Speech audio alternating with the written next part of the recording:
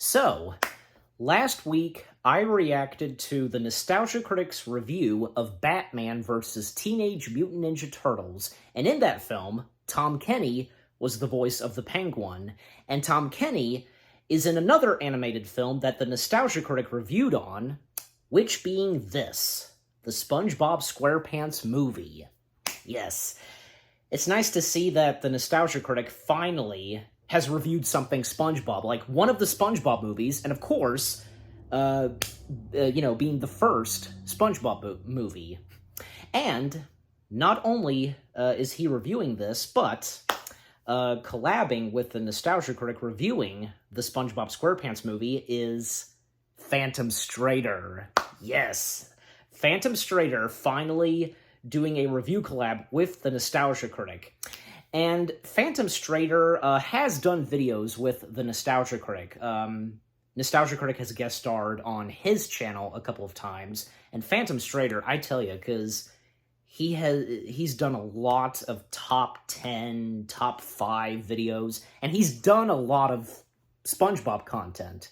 So, yeah.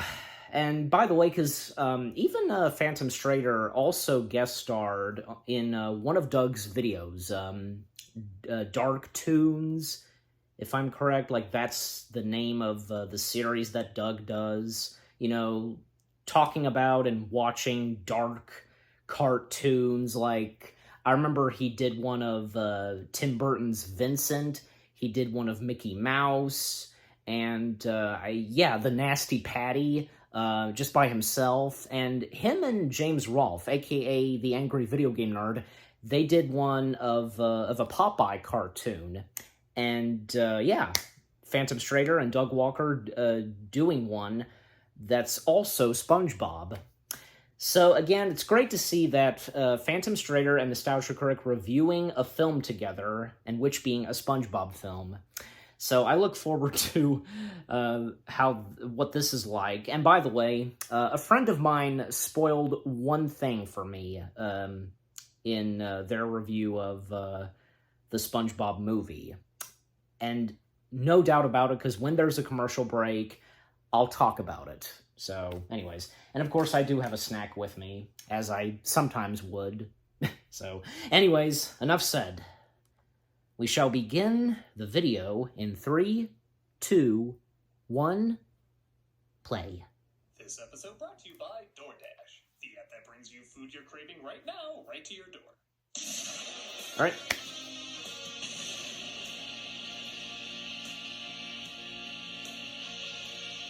And this one where it's one of the Nostalgia Critic videos where the intro is a bit sped up, so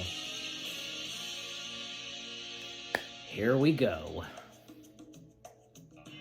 And we start off with the critic sleeping. You are so easy. Oh boy. I don't have to try hard with you at all. I mean, you're the SpongeBob movie. Everybody loves SpongeBob. I don't have to put any extra effort into reviewing you. You said it, Poochie Kittens. There he is.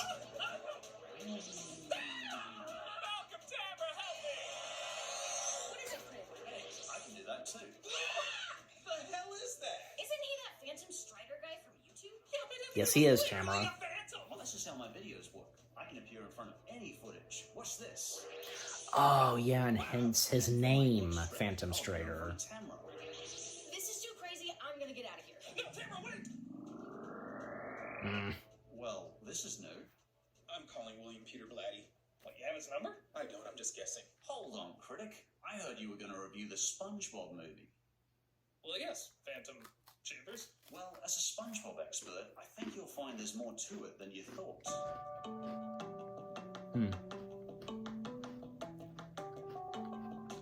Released almost 20 years ago in 2004, the SpongeBob movie was originally supposed to be the season finale of the entire show.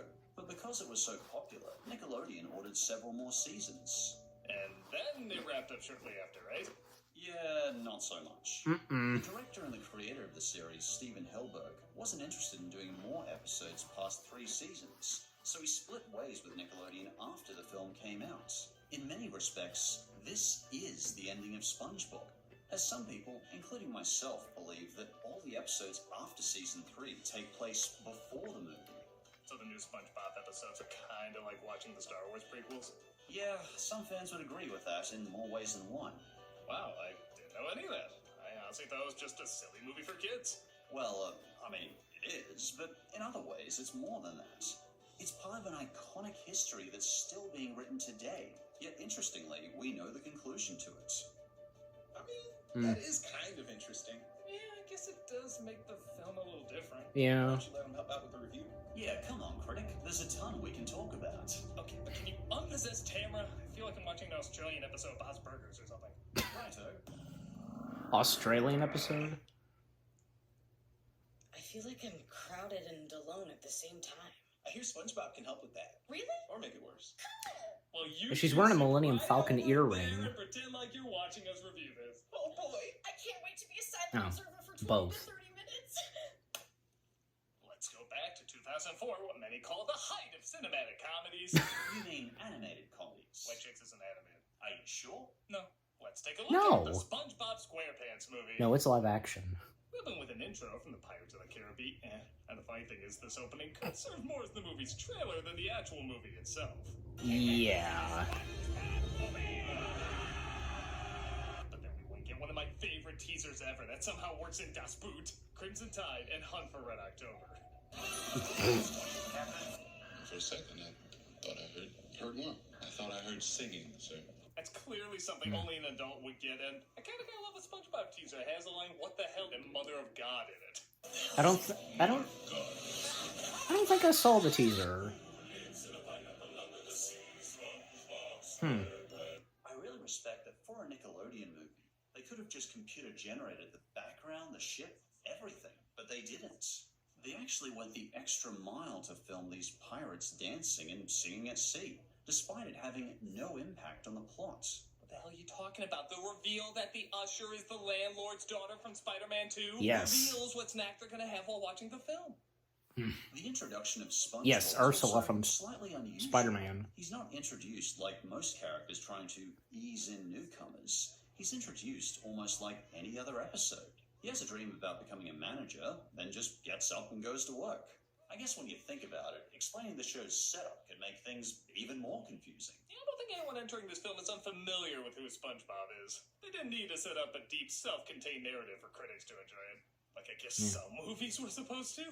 Mr. Burns will announce the new manager. SpongeBob is Oh, yeah, excited Mermaid because Man Mr. Barnacle Krabs in is the opening a background. new restaurant called the Krusty Krab 2, and he assumes he's going to be named manager. Well, let's ask my wall of 374 consecutive Employee of the Month award. Interesting side note. This would mean that SpongeBob has been working at the Krusty Krab for 31 years. Assuming he started working at 14, that would make SpongeBob roughly 45. So you can understand him wanting that promotion. Dude, I'm 41. If he has that amount of relentless energy, I assure you he's cooking more than Krabby Patties. He is in his underwear the whole time. Speaking of which, I'm not a fan when they show his ass. I'm not a prude. I just don't like imagining what kind of sponge shits come out of this character. Oh, God. Actually, scientists say sea sponges release excrement through their mouths. So if you really want to get grossed out... I'm good, buddy. I'm good. Remember that one episode where SpongeBob rips his pants? Starfish releases excrement is Stop through giving their... this crowd stuff to Google! I have to Yeah, tell you Phantom. something, Squidward. Whatever it is, can't it wait until we get to work? There's no shower at work. The look on Squidward's face is one of shock, but also one of adding up the evidence. The new restaurant is officially out! opened, as all Bikini Bottom turns out for the ceremony. Congratulations, Mr. Krabs. Hello! I like money. It's a Disney location. Oh, God. All right. Commercial break, of course. So, very quickly, the one thing that a friend of mine spoiled of the Nostalgia Critic and Phantom Strader's review of the SpongeBob SquarePants movie is Phantom Strader possessing Tamara. Yeah, that a friend of mine spoiled that for me. So, but nothing else, of course. And as I mentioned, like the one episode where SpongeBob, he rips his pants, you know, in the early seasons, like, did we ever see SpongeBob's butt? I can't remember. It's been a while since I've seen that episode. And SpongeBob's age, Phantom Strader talking about that. Jeez, I never thought of that. I mean, wait a second. Like, the pictures, like, every month? Yeah, okay. So, alright, but anyways. So, we'll continue. After an ad plays. Alright. Continuing. I've never even had one customer! Plankton wants the Krabby Patty formula to take over the world. This was a bit of a thing in the 90s. Tries to set up a diabolical scheme to have more people eat at his restaurant. Yeah, the brain. And see, here it is. Oh. I mean, Plankton and, Apparently there's a Rule 34. the brain are different. I think I stepped in something. You know, just because there's no blood doesn't mean it's not gruesome to watch. SpongeBob doesn't make Yeah, many, he's not because wrong. Mr. Krabs says he's just not mature enough. What I'm trying to say is, you're just a kid. You're just a kid. Kid, did we establish he's like 45? Well, SpongeBob, in many respects, is meant to be But ageless. he has an age. It's 45. Yeah, but reality's kind of flexible here. I tend to think he's an adult who acts like a kid in spirit. No, I can't True, accept that. How true. can someone who's 40 still be considered a kid? Now let's continue to watch SpongeBob the movie like grown adults. Okay. You'd be a kid at heart, you know. This film is very ass-based. Whatever floats his boat. I'm not king shaming. Meanwhile, we cut to King Neptune, voiced by Jeffrey Tambor, and his daughter Mindy, played by Scarlett Johansson, who apparently loved being in the movie because she was a big fan of weird cartoons, particularly ones like Ren and Stimpy. What is this crown? There's nothing wrong with That's that. your bald spot. It's not bald. It's thinning. She was actually so dedicated to the role that she even voiced Mindy in the video game. Find a way out of here. Get past Scarlett the Johansson spots, is a and good back to sport. the Krusty Krab too. I also like the detail that she's meant to look like a fairly regular person, as opposed to a super dolled up princess. Yeah. That's because they thought they were getting the other Ghost World actress. So, you have confessed to the crime of touching the king's crown. Is that supposed to be a euphemism for something? Now, Critic, this is a cartoon for children, See you next Tuesday. most of the time. 20 years in the dungeon it is. Daddy. Mindy tried to encourage The her king father is to be very nice to her, sensitive but when about his crown is stolen crown. by Plankton, he goes full king mode to find it. Meanwhile, SpongeBob spends what should have been his King Triton. celebration party as a new manager, sulking in sorrows at Bikini Bottom's version of Chuck E. Cheese. He's a good Yeah. kid, you know. I'm a goofy goober, yeah. Yeah, I should have thought of that. Fun fact, this is how most adults viewed SpongeBob when it first came out. Waiter. What, the Goofy Goober? Please. I always found it kind of strange seeing SpongeBob get drunk on ice cream here. Maybe he's just having a Well, dramatic the sugar crush. and... Oh, you just haven't been having the right ice cream. Oh my god. The king pulls up to the Krusty Krab 2, searching for his crown. Have this pole executed at once. Okay, huge missed opportunity. They should have shown that pole getting executed. Oh, well, you haven't seen the sequels yet. Did they do it there? No, but in the announced SpongeBob movie 25, I hear the pole gets a good arc. I stole your Oh, crown, God. saying, "Team Krabs, I'm on to you, Krabs. You have stolen the royal crown you cannot deny." Well, he's showing more investment than Javier Bardem as King Triton. Plankton frames Mr. Krabs for stealing the crown and, say it with me, is frozen today. SpongeBob says he can get his crown back so he can continue to cover up his bald head. There was a YouTube poop that did a Frozen joke.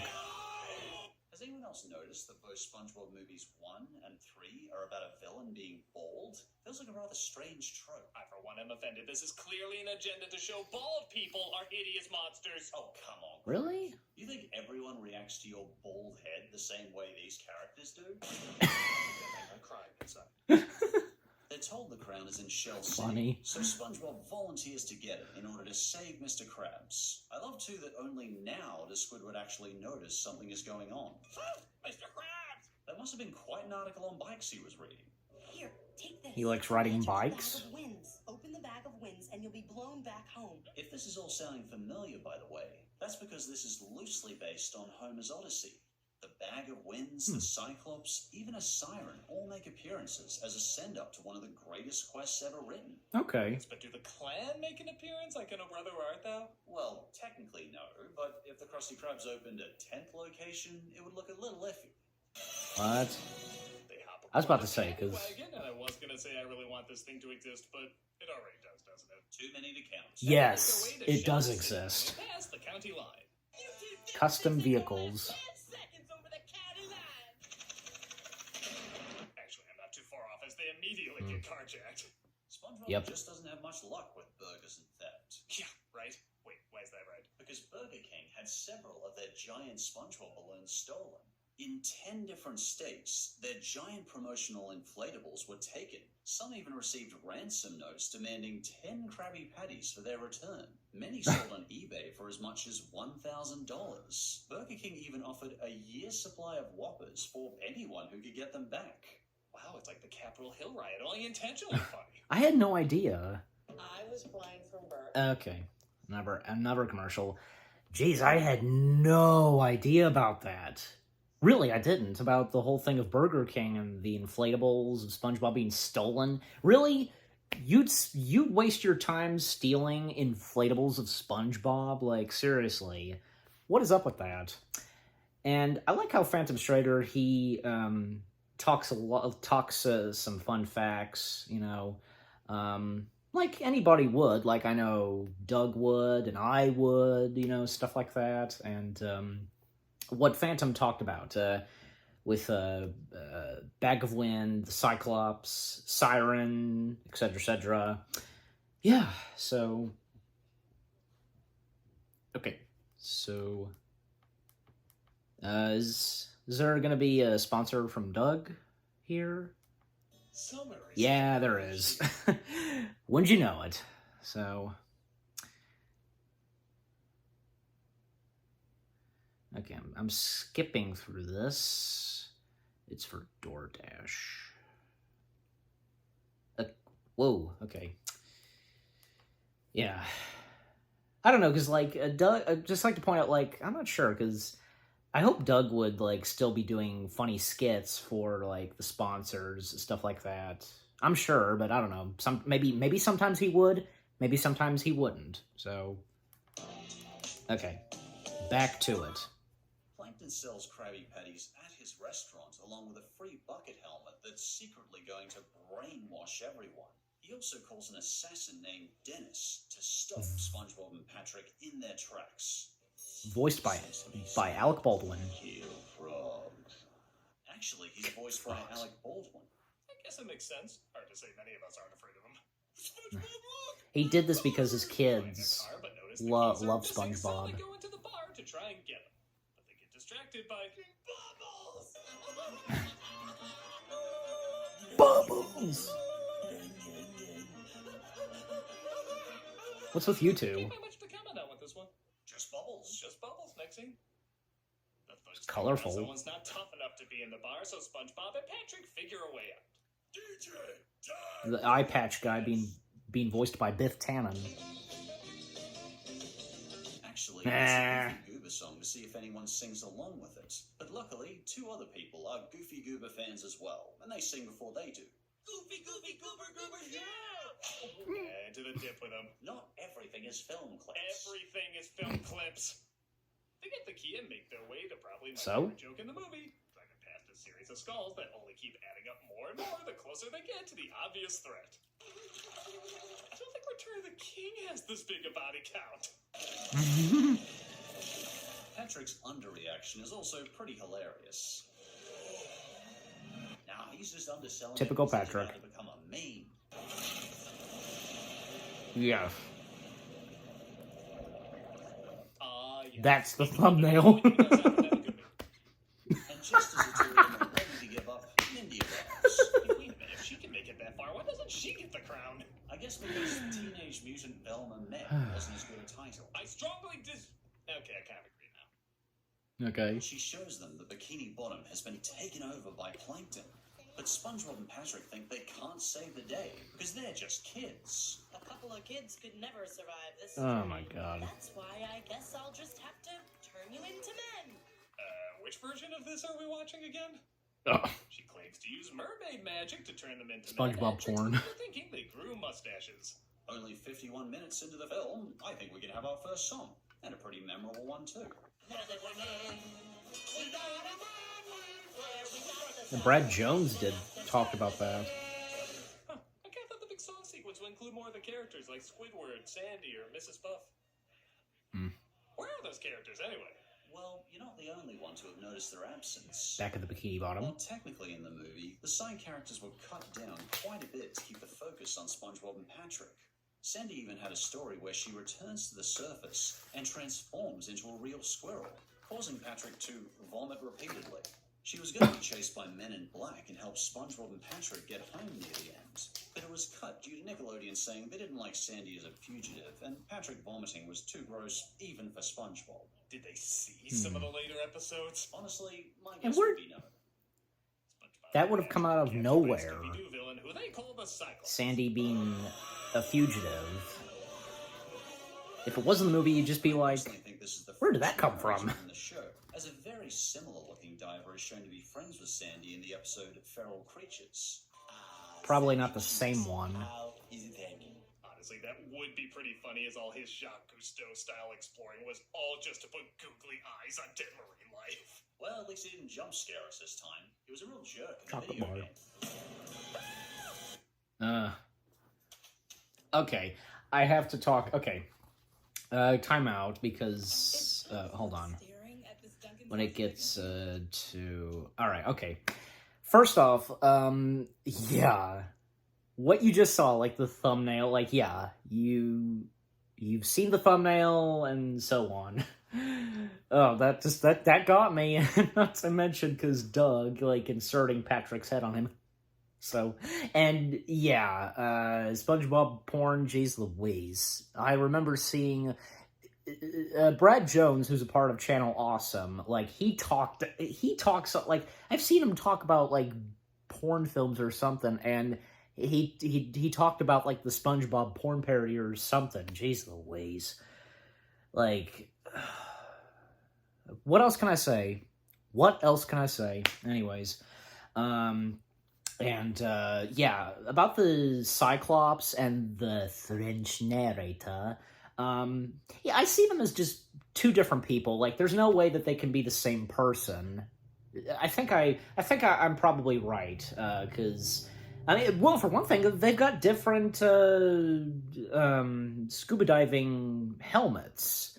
Is that the correct word for that? I don't know, but you know what I'm talking about. So, yeah, so the Cyclops in the movie is the Cyclops, and the French narrator is the French narrator, you know, in scuba gear and so on. All right. And yeah, you know what? That was and one more thing. That was a pretty good episode, where Green Moon coming in and transforming the SpongeBob characters, you know, into actual sea creatures, and we get an appearance of Patchy the pirate and Potty, the marionette parrot, bird pet of Patchy. I think it was, yeah, if I remember correctly, it was one of those episodes where Steven Hillenburg, he came back as an executive producer and writer of SpongeBob, and it was one of those episodes that, of course, he was involved in. I'm pretty sure, yeah.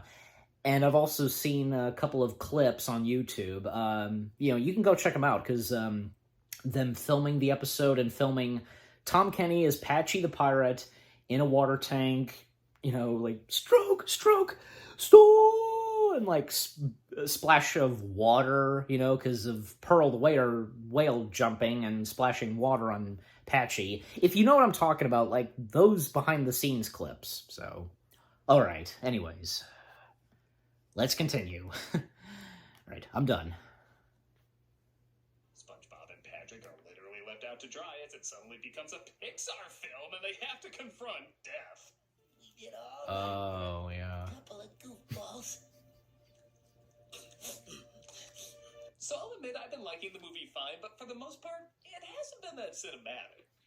Most of the shots in the film honestly just kind of look like shots from the show. It's almost hard to tell the difference. When the diver appears, though, that's when it starts to look and feel like a movie. A much more threatening conflict is introduced and shot in a way that looks and feels like it's on a larger scale. Mm-hmm. And for a SpongeBob movie, this does get a little grim. Even the pirates in the theater start tearing up. Shit, the SpongeBob. SpongeBob coming to an end. This is clearly a work of fiction. The tears manage to short-circuit the power, though, causing the sprinklers to turn on and bring all the sea creatures back. Because real life Let's get that crown. The fish then beat up the diver, resulting in SpongeBob and Patrick retrieving the And crown. Mexican fishes playing, you know? Sure do. He found Captain Wiki! Critic. Everything is film clips. Think that's So, using the you bag know, of wins, that's what though, so there's only Nostalgia one Critic clear does. solution. David Hasselhoff. Yep. Hasselhoff said this actually made him more recognizable to future generations. Many kids didn't grow up watching Knight Rider or Baywatch, but after appearing in this, he said he gets cheered at by younger crowds all the time. This whole action sequence is pretty great, as Dennis catches up with our heroes and they have their climax on David Hasselhoff. And they... That sounded wrong. They felt wrong saying it. They actually made a 14-foot Hasselhoff statue for filming these. That's what I was going to scenes. say. He recently sold it at an auction for $1 million. Perhaps the most expensive yet hilarious nightmare fuel ever to be sold. The face. Admittedly, though, the scene might have been more epic and surreal if they used this footage. This is a mess. Critic, that's a bit harsh. I know he's better, but come on, doesn't it make more sense he would see SpongeBob and Patrick running around him? He's even eating a Krabby Patty. It's practically its own commercial. He In all is? honesty, Oh. though, this does show what a great sense of humor he has, and like I mentioned before, this is all shot much more cinematic. It's like an epic showdown, And but on SpongeBob terms. It's easily the most David enjoyable Hasselhoff, a part. good sport as well. It suddenly turns into a zombie movie, though, as after they return the crown, Plankton's minions try to take over. I am All just hail It's Plankton. okay, because I did what everyone said a kid couldn't do. This certainly isn't a new message in movies, but I have to admit, it really sticks with me. The message is basically, you are who you are. And I think that can be applied to a lot of adults that like SpongeBob or kids coming to understand who they are. Very SpongeBob true. finds that being an adult is not about how mature you act or liking mature things. It's about being a confident, decent person. And bills. It's about forever paying bills. Yeah, that too. Of course. Suddenly turns into an 80s music video because of course it does. It randomly brings DeviantArt to the big screen. Influenced by Captain EO rules, as both love and music seem to set everybody free. Plankton is somehow defeated by this, and King Neptune agrees to unfreeze Mr. Krabs. Yep. What the? I guess I had it set to real boy ending. Well, it does accomplish what 2 out of 3 Pinocchio movies didn't accomplish last year. Yeah, he doesn't turn into a real boy in most of those. Kind of. SpongeBob I knew he was going to do a Pinocchio joke. And the movie ends rather abruptly. Yes, but on the plus side, they do show us the pole getting executed. His little pole family showed up and everything. What is your obsession? Okay, how about another scene with the daughter from Spider-Man 2?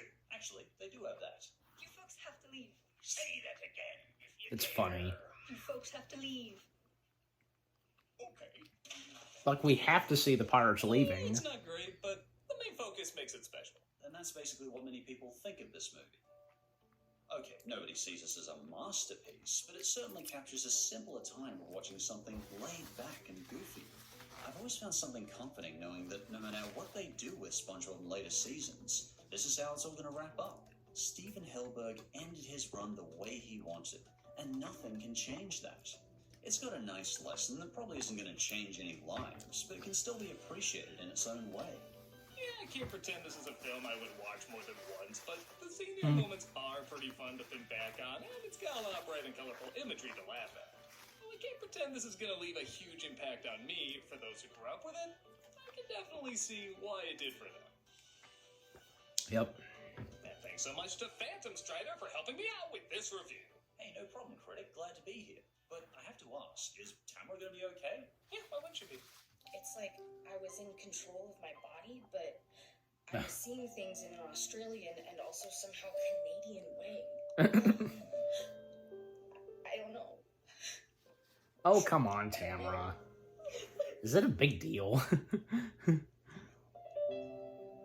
You're alright. Yeah, that's just Wednesday around here. Okay.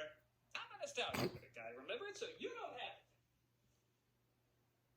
No goodbye from... See you next Tuesday. Okay, SpongeBob. See you next Tuesday. Thanks, man. Ow. This month for Was cameos that, for Jimmy, Well, okay, I was wondering, like, was Phantom Strider going to say goodbye as well? And he did, but was that also kind of a blooper, I guess? I don't know. But overall, That was great. That was a good video from Nostalgia Critic and alongside with the Phantom Strader. Yeah. All right, enough said. Jump cut to my thoughts now. Hey guys, so that was my reaction to the Nostalgia Critic's review of the SpongeBob SquarePants movie, alongside with the Phantom Strader. Yes, wow, because that was a good Nostalgia Critic video, and I applaud. I applaud because that was good, and with the Phantom Strader joining in, reviewing the SpongeBob SquarePants movie, it was great. Enjoyed it. Yeah, I didn't really expect it to be really good, in my opinion. Yeah, because definitely with, the jokes that were in this video, their review of the SpongeBob movie, and, well, yeah, and you saw it, again, like, the thumbnail for this reaction video, and basically, because, it made me laugh, because where Doug showed a picture of himself pointing, because it was one of the, advertisements, sponsors, and, Patrick's head on Doug, that was funny. And yeah, again, Phantom Strader giving out some fun facts, and yeah, because again, I did not know two things. One, about the whole thing of Burger King and with, the SpongeBob inflatables, balloons being stolen. Seriously, why would people, waste their time just stealing, the SpongeBob balloons at Burger King? Just, I'm just saying, seriously, why would they do that? No offense, but kind of, stupid of them to do that. And two, the original idea for Sandy, because Sandy originally going to appear up in the surface and meeting up with SpongeBob and Patrick, and she was being chased down by Men in Black and she was a fugitive. So I think we'd be glad that was cut out, because seriously, as I said, if that was in the film, then the audience, and including myself, even though it was not in the movie, still learning about this, you'd be saying, where did this come from? When did this happen? Sandy being a fugitive? Since when? Yeah, again, we'd be glad that it was cut out of the film. But hey, for one thing, it would have been cool to see Sandy up in the surface, and we would see her as a live-action squirrel. Pretty much, she'd be CGI. But again, still, with what they were originally thinking of, and for Sandy being a fugitive, etc., yeah, we'd be glad that was cut out. Two of the celebrities that were in the SpongeBob movie, aside from Jeffrey Tambor, Scarlett Johansson and David Hasselhoff, because they, you could tell, because they had a blast being a part of this film, and I'm sure, yeah, the same goes for Jeffrey Tambor, because Scarlett Johansson, it's nice to hear that, she loves cartoons, and she loved Ren and Stimpy, and, even voicing Mindy in the SpongeBob video game, which I actually didn't know about. That's really cool. And, her being a good sport, and the same goes for David Hasselhoff, because as Phantom Strader and Doug Walker pointed out, that, kids, they didn't watch Knight Rider and Baywatch, the generation of kids in the early 2000s. Yeah, that's understandable, unless their parents would have shown their kids the shows that they watched. Any parent would do that, but, I'm sure sometimes not all of them would. And thanks to the SpongeBob movie, David Hasselhoff got recognized by kids and so on as, Doug and Phantom Strader pointed out, as I said. And again, yeah, David Hasselhoff also being a good sport, you can tell that he was having a good time doing this. And yeah, that giant, model of David Hasselhoff for those, close-up shots of SpongeBob, Patrick, and Alec Baldwin's villain character, it's hard to believe when you realize they used a giant dummy of David Hasselhoff. And, especially with the face. Creepy, obviously. I remember seeing pictures, and I think, no doubt that the first time that I discovered that it was a dummy of David Hasselhoff, I was just like, whoa. So, and not to mention, David Hasselhoff would come back to the SpongeBob universe. I think it was, for the SpongeBob anniversary episode, celebrating SpongeBob's birthday. The SpongeBob characters go up to the surface, it's like a tour guide of the surface. Thomas F. Wilson, who voiced the one fish with the eye patch, aka Biff Tannen, he had done a lot of voice work on SpongeBob, and his appearance in that episode, we saw him in live action, and not to mention the SpongeBob voice actors appearing in live action as human characters of the SpongeBob characters. And by the way, I tell you, because a lot of people doing their take on if SpongeBob characters were humans, stuff like that, I've seen plenty of those. And of course, we all know one of them being the SpongeBob SquarePants musical. So, yeah, and by the way, because, and by the way, because I was talking about David Hasselhoff, one more thing on David Hasselhoff, because yeah, him appearing in the anniversary episode as a lifeguard, of course, on the beach, and I have a feeling clearly that has to be a nod to Baywatch. Why wouldn't it be? Because it's obvious. But anyways, okay, so I was going to talk about the pirates, throughout the SpongeBob movies, most notably the first one and the second one, Sponge Out of Water, live-action pirates appearing. We have the pirates in this going to see the SpongeBob movie. They found the tickets, and in Sponge Out of Water, Antonio Banderas as the one pirate who stole the Krabby Patty formula and started his own, cookout, drive-in restaurant. You know what I'm talking about. And, it'd be nice, because if Patchy, wouldn't it have been nice if Patchy made an appearance in any one of the SpongeBob movies? I don't know. If they would consider, and if they had an idea of where to place Patchy. Just saying, Patchy deserves more, because him being SpongeBob's #1 fan, and he deserves to appear in, a live-action SpongeBob film. Live-action, well, you get my point. But anyways. Yeah, and, one other thing, because about Plankton, because Plankton getting arrested, I don't know, because SpongeBob continued after the success of the movie, and that was when Stephen Hillenburg, he stepped down from SpongeBob, but he came back at a certain point, but Plankton getting arrested, there was that one episode where he was in jail, he escaped, and he pretended to, start a band with SpongeBob, Patrick, and Squidward, because he had that hair, which was actually a mustache. So, if that episode, if that takes place after the SpongeBob movie, I'm not sure. You guys probably know what I'm talking about. So that's just my guess, but yeah.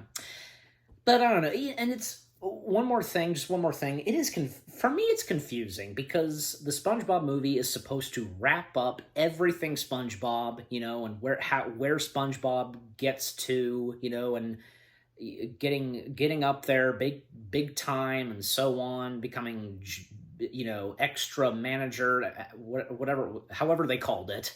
And and supposedly, like, the SpongeBob movie taking place after SpongeBob is done completely. Like, if SpongeBob were to end, like, you get my point. But another one of my friends, like, talked about, like, Camp Coral established this, apparently, and it had to do something with Sandy being a time traveler. Like, right now it's a bit confusing to me. I don't know.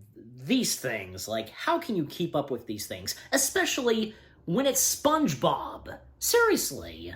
Like, you know, with the spin-off shows that it has, and supposedly the Patrick Star Show taking place before SpongeBob began. I'm talking, say, I guess, before Season 1 began, before SpongeBob became an employee at the Krusty Krab. I mean, that's what I recall. But, I don't know. To me, it's a bit confusing, and I have no doubt it would be confusing to anybody, and to any of you guys. Okay, but with all that being said, you know, this was a good Nostalgia Critic video from Nostalgia Critic, and with him, the Phantom Strader reviewing the SpongeBob SquarePants movie. And what about you guys? What did you think of the video itself of the Nostalgia Critic and Phantom Strader's review of the SpongeBob SquarePants movie? What did you think of my reaction?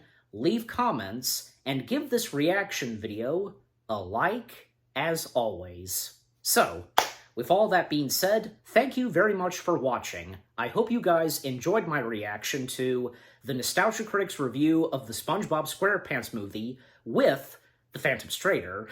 More reaction videos coming your way. They're going to be awesome. Keep looking forward, and I'll see you guys in the next video/reaction. Take care, and peace out.